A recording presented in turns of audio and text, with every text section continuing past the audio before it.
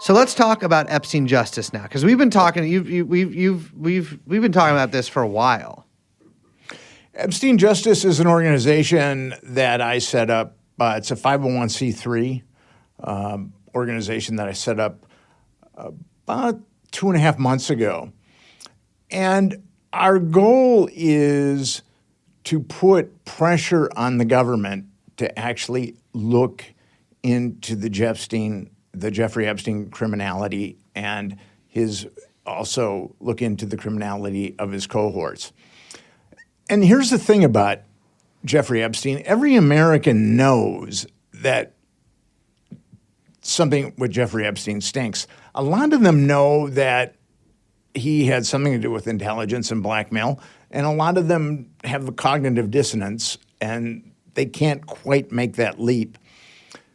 But Jeffrey Epstein and Franklin, these things are diseases in our body politic, and there's 3 phases of eradicating a disease. First, there's awareness, and we have awareness of Jeffrey Epstein.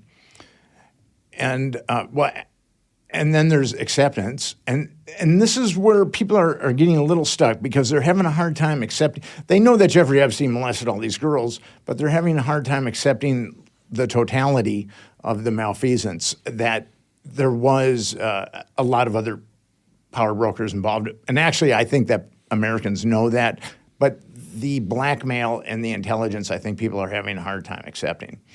So we can push for that acceptance, and once we push for that acceptance, then we can have action.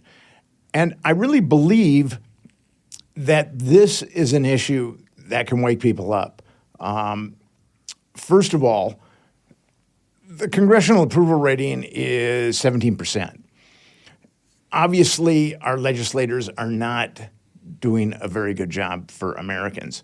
And I firmly believe, I've been digging into this world for 21 years, and I firmly believe that many of our legislators are either compromised or they're willing to make Faustian pacts.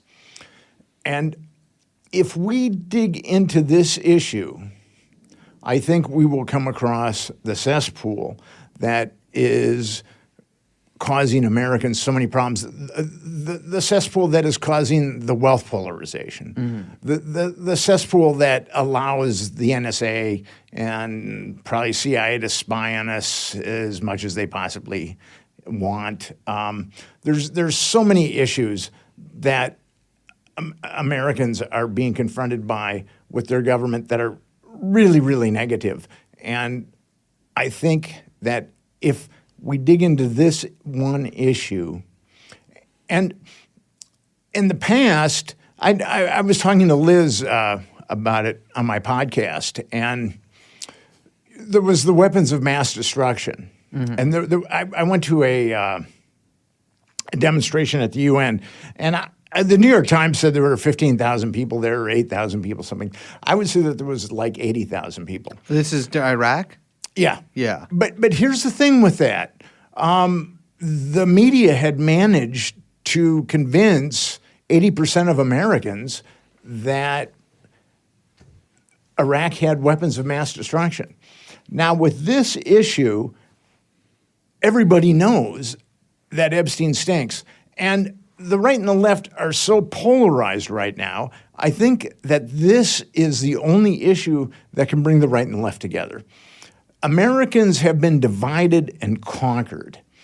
The right thinks that, and it's kind of interesting. I think very few people on the left really subscribe hardcore to like the woke philosophy. But everybody on the right thinks everybody on the left is completely embraced like the more hardcore facets of the woke philosophy.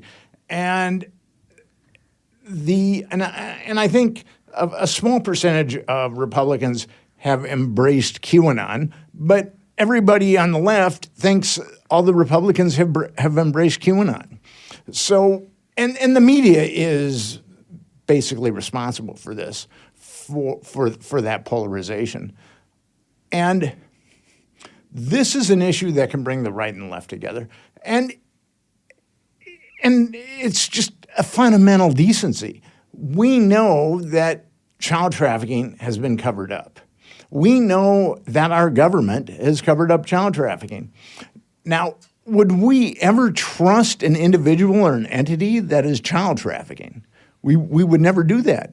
But yet our government is aiding and abetting child trafficking by, in the very least, covering it up. How can we trust our government? We need to make a change. And I think Epstein Justice will help that. Well, if we can get enough Americans behind us, we can actually, I think, affect change.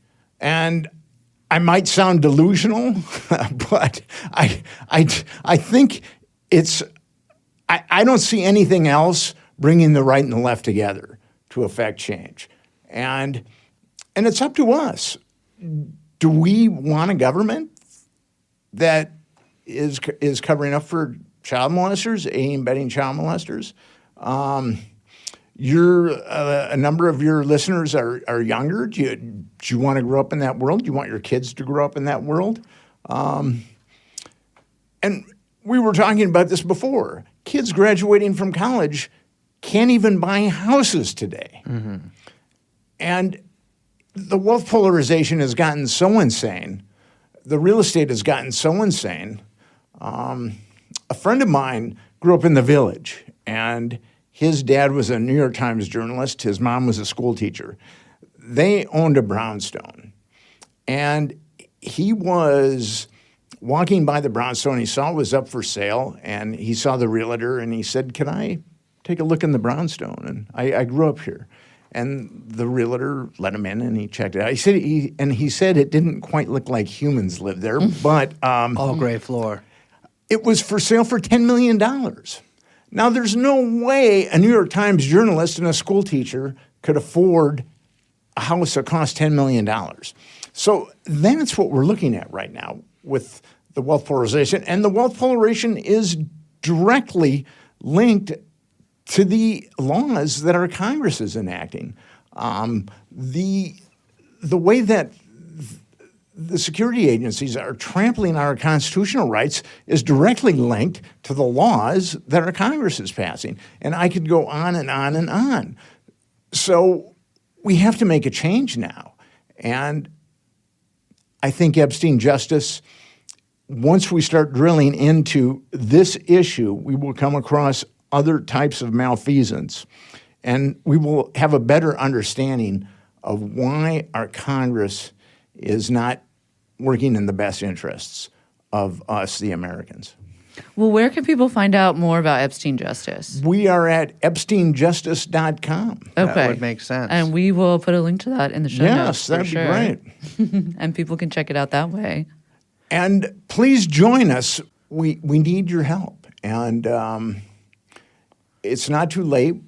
We can redirect the course of our country before the maniacs that are presently running it take us off a cliff.